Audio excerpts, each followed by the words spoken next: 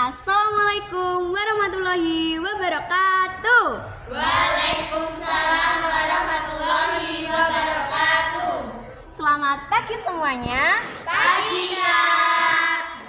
Perkenalkan, nama saya Fania Kalista Pramadani dari PMR Wira Unit SMA Pemusda.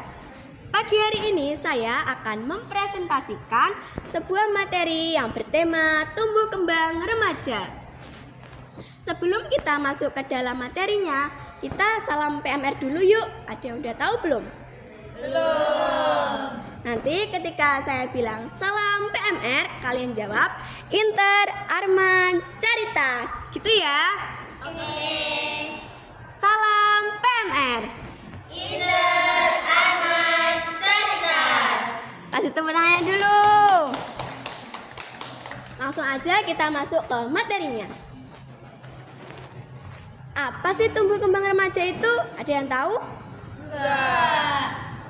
Jadi, tumbuh kembang remaja itu adalah proses perubahan fisik dan psikologis yang terjadi pada masa remaja, yaitu peralihan dari masa anak-anak menuju ke dewasa atau biasa disebut dengan masa pubertas. Setiap makhluk hidup itu tumbuh semakin besar dan semakin matang. Selama mengalami tumbuh kembang, seseorang pasti mengalami perubahan. Yang pertama itu ada perubahan bentuk atau anatomi tubuh, seperti pembesaran alat kelamin, pembesaran otot bagi remaja laki-laki, pembesaran pinggul serta dada bagi remaja perempuan. Suara menjadi besar bagi remaja laki-laki dan suara menjadi lembut bagi remaja perempuan.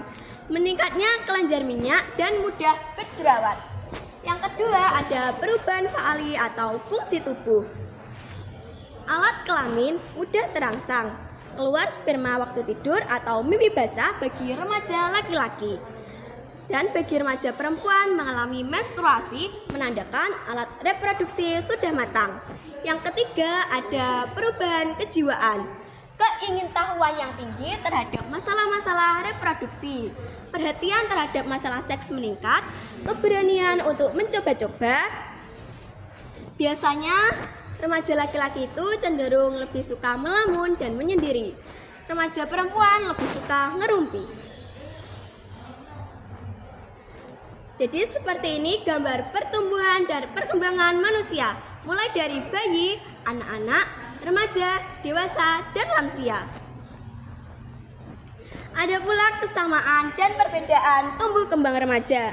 Kesamaannya yaitu tiap-tiap remaja berkembang menuju potensi fitrah masing-masing, manakala lingkungan hidup mereka juga mendukung potensi tersebut. Perbedaannya, remaja putri itu lebih cepat matang daripada remaja laki-laki. Remaja putri juga memiliki sedikit waktu untuk bertumbuh kembang, karena tumbuh kembang remaja putri itu lebih rumit dan banyak masalah. Tumbuh kembang remaja memiliki dua faktor, yaitu faktor internal dan faktor eksternal. Faktor internal itu adalah faktor pembawaan yang mencangkup gen dan keturunan. Faktor eksternal itu adalah faktor yang mencangkup kesehatan, gizi, lingkungan sekolah, lingkungan keluarga, dan lingkungan teman sebaya. Bagaimana cara kita menyikapi tumbuh kembang remaja? Jika dari faktor internal atau faktor pembawaan itu tidak bisa diubah, tetapi kita bisa mengelola dengan sebaik-baiknya, termasuk mengenai kesehatan, gizi, lingkungan sekolah, lingkungan keluarga, dan lingkungan teman sebaya. Nah, adapun kebanggaan yang menyertai tumbuh kembang remaja, seperti perasaan bahwa saya sudah dewasa, senang ketika dianggap dia sudah dewasa, dan diperbolehkan melakukan hal yang dulunya dilarang. Di sini ada yang bisa nyebutin contoh dari kebanggaan yang menyertai tumbuh kembang remaja. Saya, Kak, contohnya mengendarai motor. Dulu kan waktu kita kecil kan belum diperbolehkan naik motor ya, terus sekarang sudah diperbolehkan karena kita sudah besar. Nah, benar sekali. Itu adalah salah satu kebanggaan yang menyertai tumbuh kembang remaja. Ada pula resiko yang menyertai tumbuh kembang remaja. seperti rasa rendah diri yang berlebihan dan sulit menyesuaikan diri terhadap lingkungan. Biasanya mereka melarikan diri dengan sering putus asa, mengurung diri, mudah tersinggung, mabuk-mabukan, merokok, dan memakai narkoba. Bagaimana sih cara kita mencegah dan menanggulangi dampak negatif tumbuh kembang remaja? Cara pencegahannya yaitu meningkatkan ibadah, memperbanyak bersyukur, mencari segi-segi positif dalam diri, dan kita belajar dari para remaja yang sudah terlanjur masuk ke dalam perilaku beresiko. Cara penanggulangannya adalah menekan rasa negatif secara berkelompok, menyalurkan potensi diri dengan hal-hal positif seperti kesenian, olahraga, dan lain-lain, dan berbagi cerita dengan sahabat karib.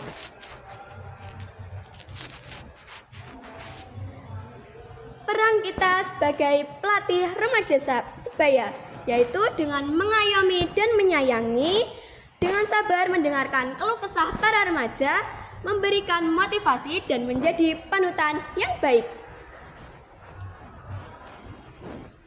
Sekian dari presentasi dari saya, kurang lebihnya saya mohon maaf.